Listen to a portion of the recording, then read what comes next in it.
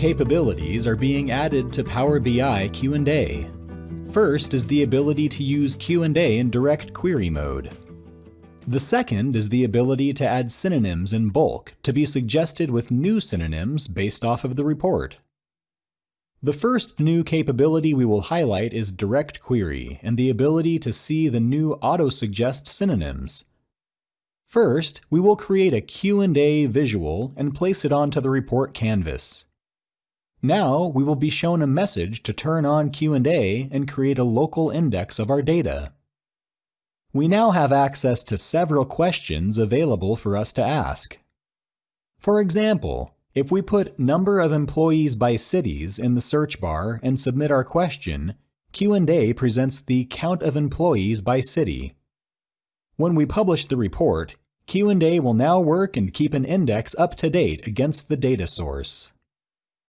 To demonstrate the second new feature, let's begin a search for number of purchases by customers.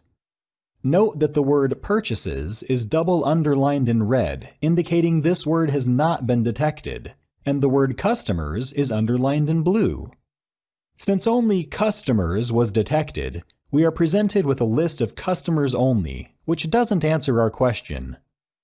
Now, by navigating to the new Q&A setup tooling feature, we can add synonyms in bulk by using the recently launched Field Synonyms function.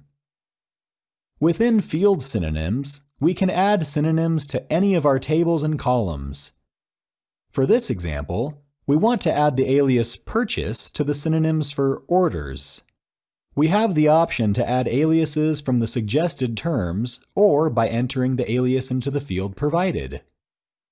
Closing the Q&A setup field, Q&A will reinitialize the question. It now understands the words purchases and customers, and plots a nice bar graph visualization which answers our initial question, number of purchases by customers. With new enhancements to Power BI Q&A capabilities, users now have easy access to suggested synonyms as well as the ability to increase functionality of Q&A by adding synonyms to meet the needs of the business.